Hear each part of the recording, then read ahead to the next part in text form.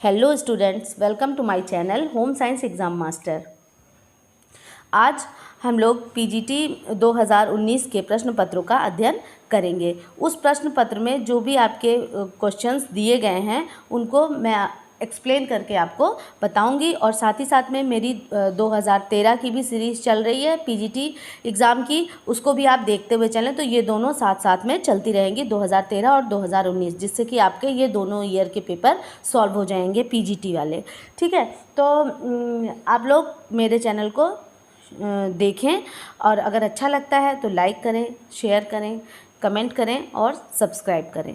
तो पहले प्रश्न की ओर, वर्णकों को भी कहते हैं रंगबंधक, रंग, स्याही, उपर्युक्त में से कोई नहीं। ठीक है, तो यहाँ पर आपका करेक्ट आंसर होता है आंसर नंबर सी, स्याही। ठीक, वर्णकों को भी कहते हैं तो उनको स्याही भी कहा जाता है। तो जो ये वर्णक हैं ये है क्या? ठीक है, तो जो ये वर्णक हैं, जब हम डाइज़ की बात करते हैं तो डाइज़ की जब नेचुरल डाइज़ है एक और दूसरी कृत्रिम में है, तो नेचुरल डाइज़ में एक तो हमारा हो जाता है आपका रंजक, और दूसरा क्या होता है? वर्णक। ठीक है, तो रंजक जो हैं हमारे, जो डाइज़ का ही नेचुरल डाई है, जो रंजक क्या है? सबसे बड़ा गुण उसका क्या है कि ये पानी में क्या होती है? ये पानी में घुलनशील होती है। ठीक है, और जो आपकी जो वर्णक, जो यहाँ पे वर्णक की बात की गई है, तो जो आपकी वर्णक डाई है वो वर्णक डाई आपकी वो पानी, जो वर्णक है, वर्णक कैसा है? ये वाटर इनसॉल्युबल है, जो कि पानी में अघुलनशील है। ठीक है, तो इसको एक नाम इसको स्याही भी कहा जाता है। और वर्णक जो होता है इसका खास क्या, ये क्योंकि ये वाली जो है ये सॉरी रंगबंधक नहीं, पहली जैसे वर्णक की यहाँ पे हम अगर डिवाइड करते हैं डाइज़ को, ठीक है, डाइज़ कितने प्रकार की? 2 प्रकार की। एक हो गई हमारी वर्णक, हिंदी में काफ़ी टफ सा हो जाता है तो आपको याद करना है। और ये क्या है? रंजक। ठीक है, रंजक वो है जो कि क्या है? वाटर सॉल्यूबल है। ठीक है, वाटर सॉल्यूबल है, और ये क्या है? इनसॉल्यूबल है। ओके, ये इनसॉल्यूबल है, तो ये कपड़े में क्या होता है? ये पानी में घुलती नहीं है, और ये पानी में घुल जाती है, तो ये कपड़े पे अच्छी तरह से पेनिट्रेट हो जाता है। इसकी जो इन्फिनिटी है फाइबर के साथ, फैब्रिक के साथ, ये बहुत अच्छी होती है रंजक की। लेकिन जो वर्णक है ये पानी में घुलनशील नहीं होती है। तो फिर क्या, जब कपड़े हम इसमें करेंगे तो क्या वो क्या करेगा? वस्त्र के ऊपर क्या आत्मसात नहीं होगी। जो फैब्रिक के साथ जो एफिनिटी है वो क्या, इसमें इसकी कमी पाई जाती है, और इसको करने के लिए क्या, ये वस्त्र के सतह पर करी जाती है। इसके लिए कुछ ऐसे पदार्थ लगाए जाते हैं सटाने वाले हैं, यहाँ पर एक गमिंग एजेंट्स या कोई भी ऐसी चीज़ लगाई जाती है जिससे कि इसको डाइज़ को क्या, वस्त्र पर सटा दिया जाता है।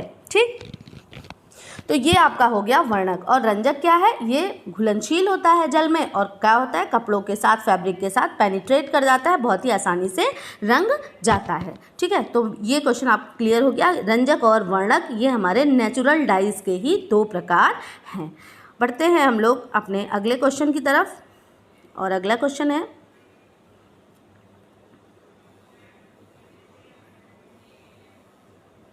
वे रंग जो बर्फ के साथ ठंडे स्थान में प्रयुक्त होते हैं।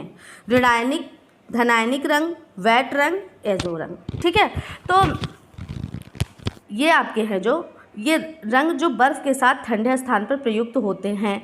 इसका मैं पहले आपको इसका सही आंसर बता दूं कि यहाँ पर इसका सही आंसर होता है एजो रंग। एजो रंग बर्फ़ के साथ ठंडे स्थान पर प्रयुक्त होते हैं। अच्छा, ये इस तरह का प्रश्न, आप ये सोचेंगे कि क्वेश्चन से ऐसा लग रहा है कि ठंडी जगह में ऐसे कपड़ों का मतलब वस्त्रों का निर्माण किया जाता है, इन रंगों का निर्माण किया जाता है। नहीं, यहाँ पे ये मतलब नहीं है। एजो डाई जो है वो डाई है जिसमें कि इसका मतलब इसका एक और भी नाम है। इसका एक नाम क्या है? आइस डाई। ठीक है, इसको आइस डाई भी कहते हैं। और ये क्या होता है? बहुत ही कम टेम्परेचर में इसका निर्माण किया जाता है। तो मैं ये पॉइंट आपको बता दूं कि जिससे आप तो इसको आइस कलर, ठीक है, आइस कलर के नाम से भी इसको जानते हैं। और फिर साथ में और इसका क्या होता है? रंगों का अब ये आंसर आपको पता चल गया है, एजो डाई है, तो मैं थोड़ा समझाने के लिए आपको, ठीक है। आइस कलर भी कहते हैं, और ऐसा क्यों कहते हैं, 0 से लेकर के 5 डिग्री सेल्सियस तक तापमान में इसको रख करके इस डाई का क्या किया जाता है, निर्माण किया जाता है। और इसको मैजिक डाई भी कहते हैं, ठीक है। इसको मैजिक डाई क्यों कहते हैं, इसको मैजिक डाई इसलिए कहते हैं क्योंकि कलर जैसे धूप छांव जैसा इफेक्ट देता नहीं है, रेड है तो ग्रीन दिख रहा है, रेड कलर का कपड़ा है तो वो थोड़ा सा ग्रीनिश दिखता है, इस तरह से, ठीक। तो एजो डाई आप इस ध्यान से सुने, मैं एजो डाई के बारे में आपको पूरा बताती हूँ होती क्या है, ठीक है। एजो डाई जो है इसको हम एक नाम और देते हैं, इसको क्या कहते हैं, नेप्थॉल डाई। एक नाम और इसका आप याद कर लीजिए, नोट कर लीजिए, नेप्थॉल डाइज के नाम से भी इसको जाना जाता है। और इसमें क्या होता है, एजो ग्रुप होता है। कौन सा ग्रुप, एजो ग्रुप होता है, जिसमें नाइट्रोजन के एटम्स से ये एजो ग्रुप का निर्माण होता है। और इसमें कलर कौन कौन से होते हैं आपके, इसको आप नोट कर लीजिए, अगर छूट गया है तो फिर से वीडियो देख करके आप इसको कर सकते हैं।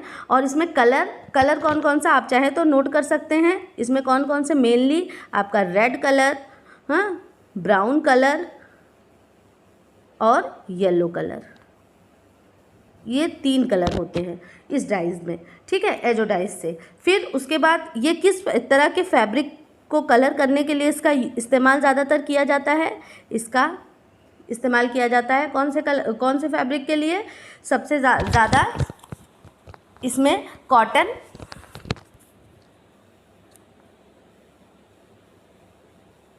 आपका है एसीटेट रेयॉन या विस्कस रेयॉन भी है, एसीटेट हो गया, विस्कस रेयॉन, और क्या, पॉलिएस्टर। पॉलिएस्टर ब्लेंडेड फॉर्म में भी हो सकता है, मतलब 2 चीज़ों को मिला करके, ठीक है, कॉटन के साथ पॉलिएस्टर को, पॉली कॉटन आपने सुना होगा ना, तो वही है, ठीक। तो इस तरह से ब्लेंडेड के साथ भी आप यूज़ कर सकते हैं और डायरेक्ट फाइबर के साथ भी इसका। तो आप याद रखेंगे कौन कौन से फैब्रिक के लिए एजो डाइज है हमारी, फैब्रिक या फाइबर, कौन कौन सा फाइबर जिसमें रंगते हैं इसको, कॉटन है, एसीटेट, विस्कस रेयॉन, विस्कस है रेयॉन, विस्कस रेयॉन, इसी रेयॉन का ही मतलब रूप है ये, और ये क्या है, पॉलिएस्टर। तो ये आप बिल्कुल याद कर लीजिए कि कॉटन, एसीटेट, विस्कस और पॉलिएस्टर, ये रेयॉन तो रहेगा ही उसमें, ओके। और थोड़ा सा मैं आपको इसमें और भी कुछ बताना चाहती हूँ कि ये क्या है, एजो डाई क्या है, वाटर सॉल्यूबल होगी या वाटर इनसॉल्यूबल होगी।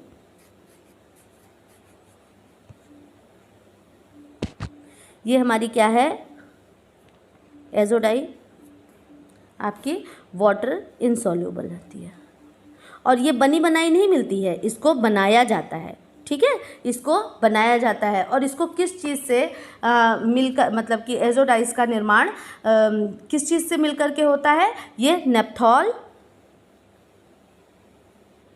इसीलिए इसको नेप्थॉल डाई के नाम से भी जानते हैं, नेप्थॉल प्लस बेस, ठीक है। इन दोनों को मिला करके किसका निर्माण होता है, एजो डाई का निर्माण होता है। आप इन चीज़ों को बिल्कुल भी स्किप मत करिएगा, ये इम्पॉर्टेंट है। और ये इस तरह की एजो डाई, आपकी वेट डाई, इस तरह की डाइज़ है कि क्या होता है, इसमें कन्फ्यूज़न हो जाता है, ठीक है। तो इसमें जो प्रोसेस जो होती है, उसमें 2 प्रोसेस होती है, कौन कौन सी, अगर प्रोसेस के बारे में भी क्वेश्चन पूछता है तो एक प्रोसेस होती है इसमें कपलिंग की, ठीक है, और दूसरी प्रोसेस होती है डाईएजोटाइजेशन,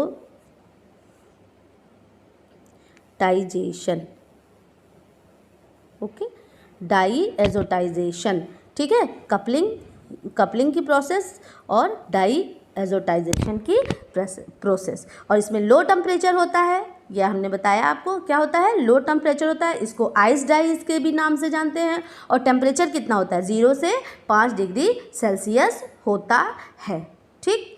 तो अब आप मेरे ख्याल से आपको इसमें कोई अब इसमें कन्फ्यूज़न नहीं रह जाएगा कि ये किस तरह की डाई है। और हाँ, और एक चीज़ और आपकी, इसको इनग्रेन डाई भी कहते हैं।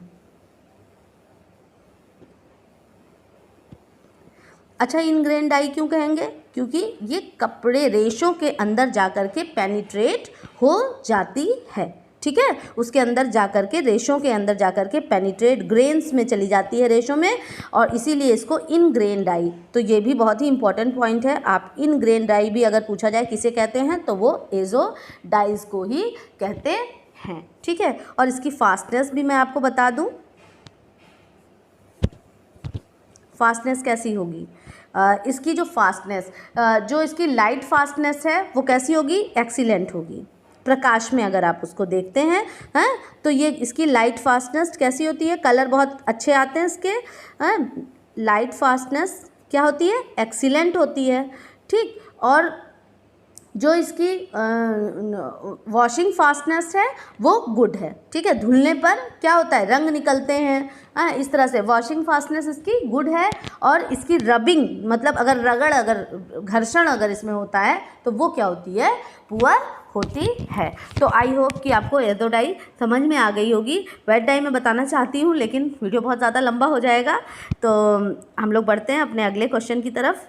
ये क्वेश्चन अब आपको क्लियर हो गया कि बर्फ़ के साथ ठंडे स्थान पर क्यों कहा गया। इसको आइस डाई भी कहते हैं। 0 से लेकर 5 डिग्री टेम्परेचर होता है, ठीक है। तो ये एजो डाई आपका यहाँ पर करेक्ट आंसर हो गया।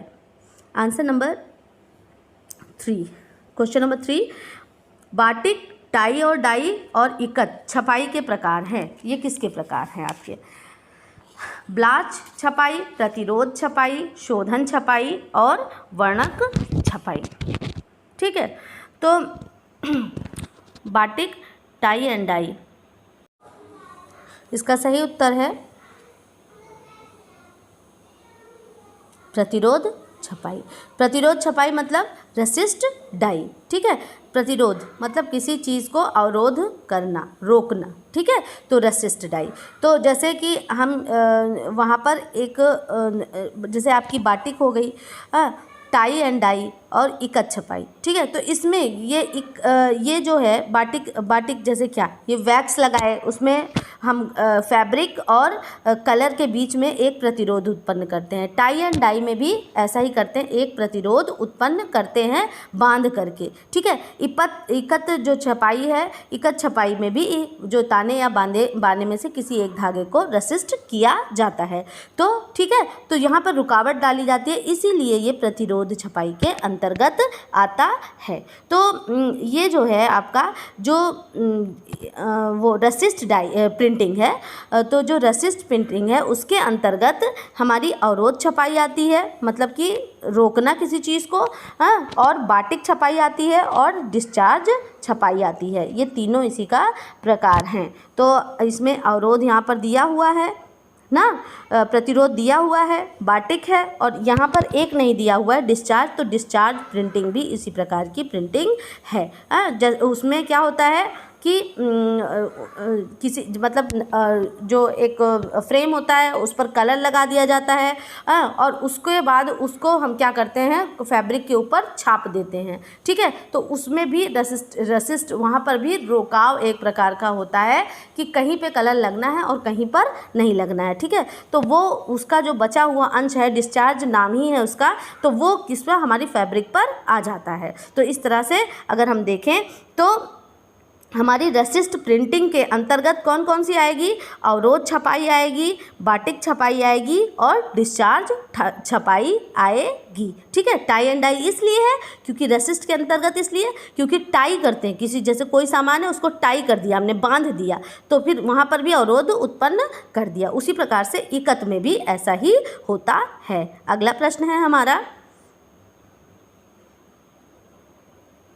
ट्विल बुनाई रेशे का उदाहरण है, मलमल, स्पोर्ट कोट, चादर, खाकी, ठीक है। तो अब ये जो प्रश्न है आपका, इसमें यहाँ पर करेक्ट आंसर आपका क्या होगा, आप इसको देखें तो आप देखेंगे कि आंसर नंबर डी, खाकी, यहाँ पर करेक्ट होता है। ये ट्विल बुनाई के रेशे का उदाहरण है।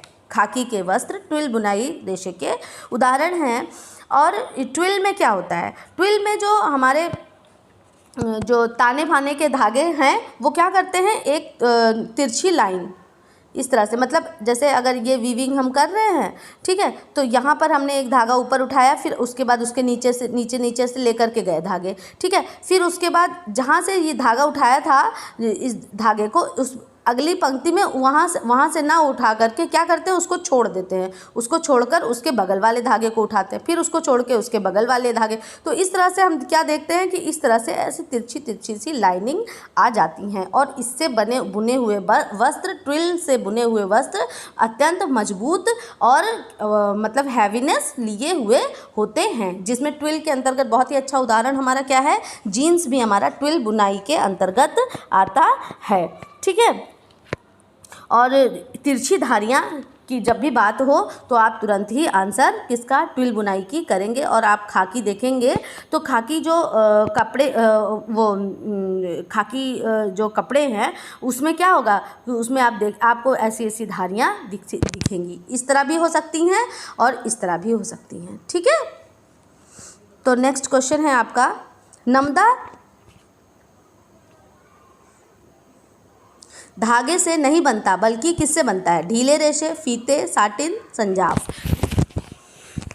तो नमदा भाई किससे बनेगा, तो नमदा ढीले रेशों से बनता है। अच्छा, नमदा होता क्या है, ये कश्मीर का परंपरागत क्या है, फ्लोर कवर है, जिसको हम क्या कहें, अगर मैट भी कहते हैं। जैसे हम लोग देखते हैं ना हमारे यहाँ कालीन, दरियाँ मोटी मोटी सी होती है ना, उसी प्रकार से नमदा। और आप जान लीजिए कि नमदा किस विधि के द्वारा बनाया जाता है, ये फेल्टिंग विधि के द्वारा बनाया जाता है। इसमें जो कोर्स वूल होते हैं, क्या कौन से वूल, कोर्स वूल, कोर्स वूल मतलब ख़राब क्वालिटी के जो वूल होते हैं, कोर्स वूल प्लस कॉटन के रेशों को मिला करके किसका मतलब फेल्टिंग विधि के द्वारा नमदा का निर्माण किया जाता है। और जो कोर्स वूल जो हुआ और ये कॉटन के जो छोटे छोटे फैब्रिक हुए, तो ये किस फॉर्म में मिलेंगे, ये आपके फ्री फॉर्म में रहते हैं, ठीक है, फ्री फॉर्म में रहते हैं, इसीलिए यहाँ पर दिया हुआ है ढीले रेशे, ठीक है। और उसके बाद उनको जमा करके उनको प्रेशर देते हैं, हीट देते हैं, उसके द्वारा इनको क्या करते हैं, जमा करके गर्म हवाओं के माध्यम से जमा करके किसका निर्माण किया जाता है, नमदा का निर्माण किया जाता है। और जीआई वहाँ का जीआई टैग के लिए भी अप्लाई किया गया है कश्मीरी नमदा को, और स्पेशली ये कहाँ, जम्मू कश्मीर रीजन से है। नेक्स्ट क्वेश्चन है, वह धागे जो रेशों को संपूर्ण लंबाई में फैलने, एक मिनट छोटा कर दूं, वह धागे जो रेशों की संपूर्ण लंबाई में फैले होते हैं धागे कहलाते हैं। जो संपूर्ण लंबाई में फैले हुए होते हैं वे धागे कहलाते हैं। वे कौन से धागे कहलाते हैं, फिलिंग, रैप, नॉफ, क्लाउड। तो इनमें से आप देखें कि इसमें से सही आंसर आपका क्या होगा। तो यहाँ पर आपका करेक्ट आंसर हो जाता है रैप। क्या हो जाता है, रैप। तो जो पूरी लंबाई, यहाँ पर लिखने में थोड़ा गलती हो गई है, यहाँ पर रहेगा वार्प। क्या होगा, वार्प, ठीक है। वह धागे जो रेशों की संपूर्ण लंबाई में फैले हुए होते हैं वे कौन से धागे कहलाते हैं, वार्प कहलाते हैं। अधिकांश वस्त्रों का निर्माण इसी विधि से होता है जिसमें वस्त्र निर्माण के लिए दोनों ओर से धागे लगते हैं और इसी को रैप कहते हैं। तो जो पूरी लंबाई रहती है, तो लंबाई यहाँ पर जो ये वार्प हमने लिखा है, ये वार्प की बात क्या होती है, ये वार्प यान है, ठीक है। मतलब पहले इसको क्या कर देते हैं, हम तान देते हैं, ठीक है। फिर उसी से क्या, यहाँ से वेफ्ट यान आता है, ठीक है। वेफ्ट यान आएगा, ऐसे ऐसे वेफ्ट यान आता है और उससे क्या होता है, वस्त्र की बुनाई होती है। जो पूरी लंबाई में जो वो फैले हुए होते हैं जो रेशे, वो क्या कहलाते हैं, रैप कहलाते हैं। और ये फैले वाले रेशे हैं, ये कौन से यान होंगे, आपके वार्प यान होंगे। ओके, नेक्स्ट क्वेश्चन है, राष्ट्रीय पोषणीय अनीमिया प्रोफिलैक्सिस कार्यक्रम भारत में शुरू किया गया। कब शुरू किया गया, 1962 में ये, और आपका 1970 में, 1980 में और 1975 में। तो यहाँ पर आपका करेक्ट आंसर क्या होता है?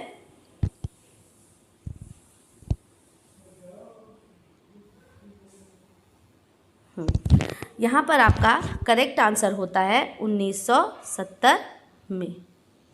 तो राष्ट्रीय पोषणीय अनीमिया जो प्रोग्राम था, इसका जो प्रारंभ किया गया वो 1970 में किया गया। तो ये क्यों किया गया अनीमिया?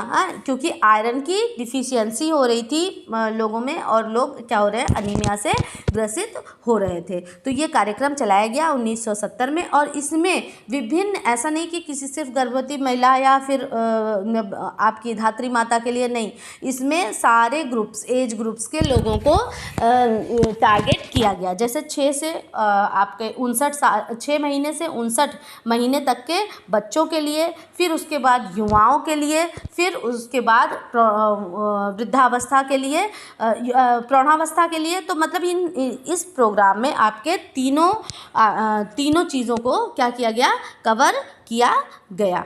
ओके, फिर नेक्स्ट क्वेश्चन है हमारा, गर्भावस्था के दौरान वांछित ICMR है। कितना है ICMR गर्भावस्था के दौरान? तो ये आपका गर्भावस्था के दौरान तो ये 21 मिलीग्राम, 35 मिलीग्राम, 40 मिलीग्राम और 10 मिलीग्राम। तो यहाँ पर करेक्ट आंसर हो जाता है 35 मिलीग्राम पर डे। अच्छा, ICMR ने एक टेबल दी है, RDA, उसी टेबल के बारे में ये पूछ रहा है। और मैं बताऊं 2020 की नई टेबल आ गई है, इसलिए आप सभी उस टेबल को ज़रूर लर्न करें कि सारी चीज़ें चेंज हो गई हैं उसमें। ठीक, तो हमें अब नए क्वेश्चंस आएंगे वो हमारी पुरानी टेबल्स के हिसाब से नहीं आएंगे। अब सारे क्वेश्चन कैसी नई टेबल के हिसाब से आएंगे। तो आप उसमें देखेंगे कि आप किस तरह से परिवर्तन हुए हैं, प्रोटीन की मात्रा है, विटामिन्स, ये सारी चीज़ें क्या हो गई हैं, चेंज हो गई हैं। तो आप इसको ध्यान में रखते हुए चलेंगे। और हमारा अगला प्रश्न है,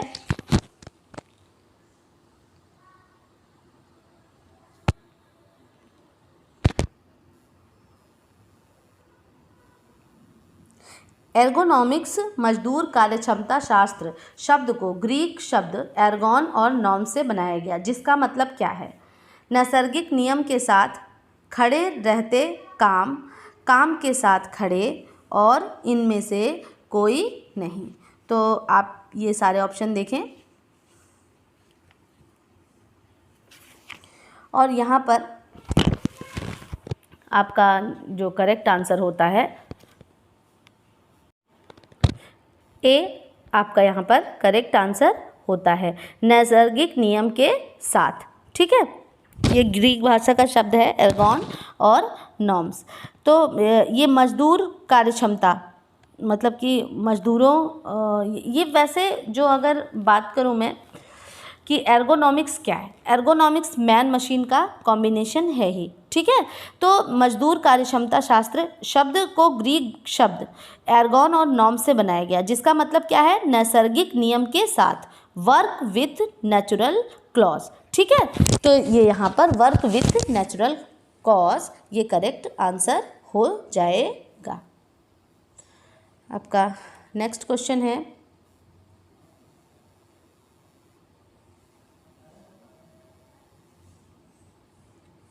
निम्नलिखित में से कौन से भोजन उच्चतम गुणवत्ता के प्रोटीन उपलब्ध कराते हैं?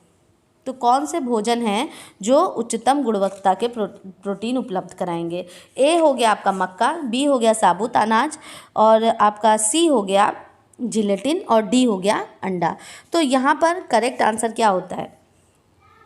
हम जानते हैं कि प्रोटीन अंडे में भरपूर मात्रा में होती है, और जो आपकी नॉनवेज की प्रोटीन है वो बहुत ज़्यादा बेनिफिशियल, मतलब प्रोटीन वो बहुत सारे अमीनो एसिड्स को कंटेन करती है, इसीलिए वो ज़्यादा बेनिफिशियल होती है। तो यहाँ पर एग आपका करेक्ट प्रोटीन है, और आप ये जानिए कि एग को स्टैंडर्ड रखा गया है प्रोटीन का। ठीक है, तो एग में पाई जाने वाली प्रोटीन क्या है, स्टैंडर्ड है। तो जो उच्चतम गुणवत्ता की प्रोटीन है वो किसमें, अंडे में पाई जाती है। और अगर हम एग को क्या तोड़ते हैं तो उसमें दो भाग दिखाई देते हैं, जिसमें पीला भाग और सफ़ेद भाग होता है। ठीक है, तो इन जो एल्ब्यूमिन और ग्लोब्यूमिन है, तो दो तरह की प्रोटीन उसमें पाई जाती है। और संपूर्ण अंडे के पोषक तत्वों में 13% प्रोटीन तथा 13% ही वसा पाई जाती है। 13% प्रोटीन और 13% क्या पाई जाती है, वसा पाई जाती है। तो आप इस चीज़ को ध्यान रखेंगे। और आपका नेक्स्ट क्वेश्चन है, वास्तव में निम्न के अतिरिक्त सभी भोजनों में हाइड्रेट पाया जाता है। तो दूध है, मांस है, ब्रेड है आपका, और फल है। तो यहाँ पर आप इसका करेक्ट आंसर क्या होता है, मांस। दूध में कार्बोहाइड्रेट पाया जाएगा, हाँ पाया जाता है।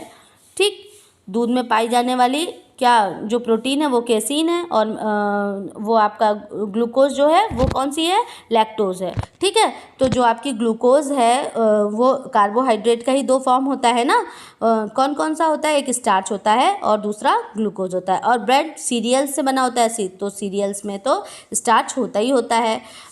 और फ्रूट्स में भी कुछ मात्रा में स्टार्च पाया, मतलब क्योंकि इसमें ग्लूकोज पाया जाता है तो कार्बोहाइड्रेट तो पाया ही जाएगा। ठीक है, सिर्फ मांस ऐसा है जिसमें कि क्या कार्बोहाइड्रेट नहीं पाया जाता। मांस में क्या प्रचुर मात्रा में क्या मिलेगा आपको, मांस से प्रोटीन, उसमें क्या प्रचुर मात्रा में आपको प्रोटीन की प्राप्ति हो पाती है। नेक्स्ट है, अंडे की सबसे बाहरी परत कोरोना, एडिएटा, उपकला, जोना, पेलुसिडा, इनमें से कोई नहीं। तो ये है जो इसका करेक्ट आंसर यहाँ पर होता है, वो होता है कोरोना एडिएटा। ठीक, अंडे की सबसे बाहरी परत क्या है, कोरोना रेडिएटा। ठीक है, तो ये क्या है, एग की सबसे बाहरी वाली परत है। नेक्स्ट क्वेश्चन है,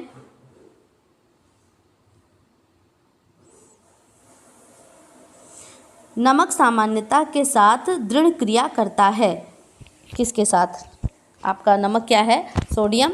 हाँ, तो ये किसके साथ बढ़िया क्रिया करेगा, तो ये जो क्रिया करता है ये विटामिन ए, लौ, विटामिन बी और विटामिन फोलिक एसिड। हाँ, फोलिक एसिड। तो इसमें पहला जो ऑप्शन है उसमें दिया है पहला और दूसरा सही, और फिर उसके बाद दूसरा और चौथा सही, पहला और तीसरा सही है, और तीसरा और चौथा सही है। इस तरह के प्रश्न जब आते हैं तो ये आपके लिए एक तरह की आसानी ही होती है, क्योंकि उनमें से आप ढूंढ सकते हैं कि कहाँ पे कौन सा इसमें होगा ही होगा। तो एक दो ऑप्शन तो क्या होते हैं, ऐसे ही हम क्या कर देते हैं, स्किप कर देते हैं ना, क्योंकि जो हमें डेफिनेटली मालूम होता है कि इसको होना ही होना चाहिए वो हमें क्या होता है, मिल जाता है। ठीक है, तो ये जो है इसमें यहाँ पर आपका करेक्ट आंसर क्या हो जाएगा, बी, दूसरा और चौथा। तो आयरन, हाँ आयरन हो गया, और फोलिक एसिड यहाँ पर करेक्ट आंसर हो गया। तो नमक सामान्यता के साथ दृढ़ किया जाता है, तो इसका करेक्ट आंसर आपका क्या हो जाता है, आयरन हो जाता है और फोलिक एसिड हो जाता है। क्योंकि जो अलौह लवण में क्या होते हैं, आवश्यक खनिज तत्व होते हैं। ठीक है, तो खनिज लवणों में लोहे का विशेष महत्वपूर्ण स्थान है, आयरन का। ठीक है, और इसके अल्प मात्रा ही हमारे शरीर के लिए पर्याप्त होती है। सामान्य रूप से हमारे शरीर में 2 से 5 ग्राम तक ही आयरन विद्यमान रहता है। इस प्रकार हमारे शरीर में केवल 2 ग्राम तक ही जो आयरन है वो कितना हमारे शरीर में 2 ग्राम तक ही विद्यमान होता है। ओके, तो आयरन और फोलिक एसिड क्या होता है, यहाँ पर हमारा करेक्ट आंसर हो जाता है।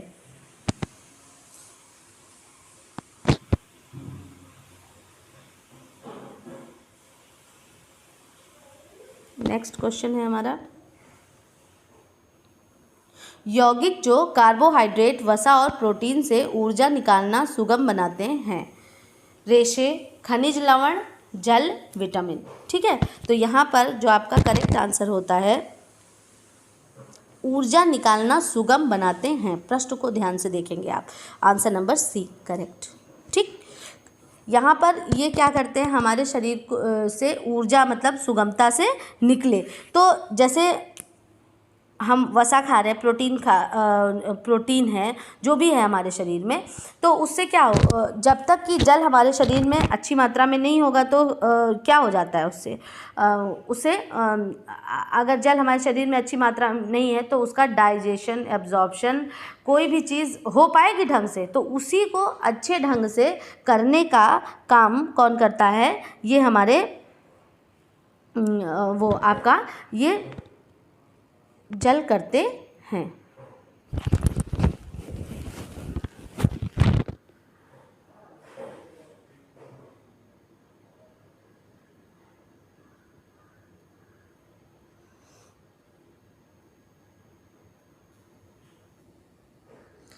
जल के साथ साथ में विटामिन भी बहुत ही ज़्यादा क्या है, उपयोगी है। तो यहाँ पर जो करेक्ट आंसर हमारे कमीशन से है वो जल ना होते हुए विटामिन है। ठीक है, तो वो इसके यहाँ पर जो ये यौगिक जो कार्बोहाइड्रेट, वसा और प्रोटीन से ऊर्जा निकालना सुगम बनाते हैं, इसका आंसर क्या बताया है, विटामिन। तो यहाँ पर सॉरी इसके लिए कि यहाँ पर आंसर नंबर डी क्या होता है आपका करेक्ट हो जाता है।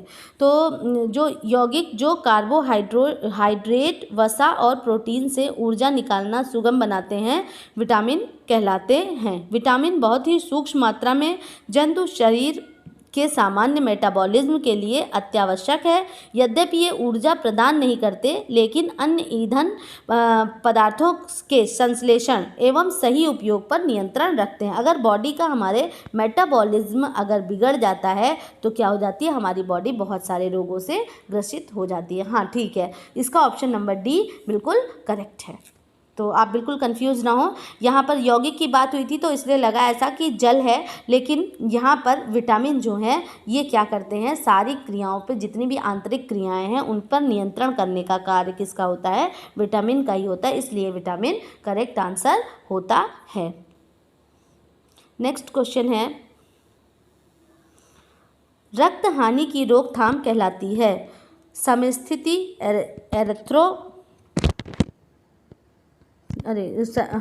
समस्थिति, रक्त का थक्का जमना और एरिथ्रोपोइसिस, और डी आपका है क्या, स्कंदन।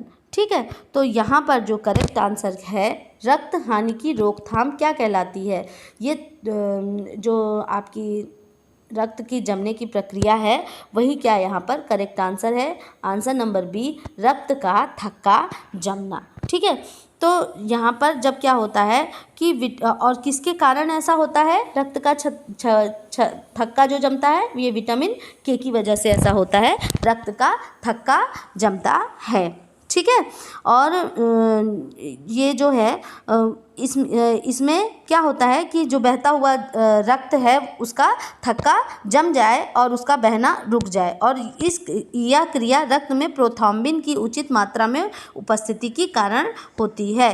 ठीक है, और रक्त हानि की रोकथाम रक्त का थक्का जमना कहलाता है। तो ये क्वेश्चन आपको क्लियर हो गया होगा। नेक्स्ट है आपका, मानव दूध विटामिन का अच्छा स्रोत है।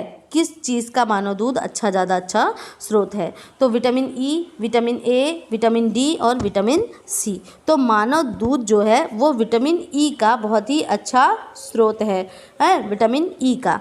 और यहाँ पे मानव दूध में विटामिन ई में जो एक वसा में घुलित विटामिन है, जो विटामिन ई है वो किस में है, देखिए अगर बात करें हम विटामिन की, तो विटामिन जो है हमारी वो दो प्रकार की होती है, वाटर सॉल्यूबल और वाटर इनसॉल्यूबल। ठीक है, तो वाटर सॉल्यूबल और कौन सी दूसरी हो गई, फैट सॉल्यूबल। ठीक है, वसा में घुलनशील। तो आपकी वाटर सॉल्यूबल में कौन कौन सी हो जाती है, विटामिन बी, सी, और फैट सॉल्यूबल में ए, डी, ई और के। ठीक है, तो ये किस में है हमारी, ये फैट सॉल्यूबल है, और विटामिन ई क्या है, फैट सॉल्युबल विटामिन है। तो मानव दूध में किस चीज़ का किस विटामिन का ज़्यादा अच्छा सोर्स है? तो वो विटामिन ई का बहुत ही अच्छा सोर्स है। और विटामिन ई का क्या केमिकल नेम क्या है? टोकोफेरॉल है। और इसकी खोज किसने की? इवांस नामक वैज्ञानिक ने की। और इसकी कमी से क्या होता है? बांझपन आता है ना, संतान उत्पत्ति की जो क्षमता होती है उसमें ह्रास हो जाता है। और पाया किस में यह जाता है? जान लीजिए, विटामिन ई की बात होगी तो अंकुरित अनाजों में ये पाया जाता है। बहुत ही अच्छी मात्रा में क्या? अंकुरित अनाजों में ये पाया जाता है। नेक्स्ट क्वेश्चन है हमारा,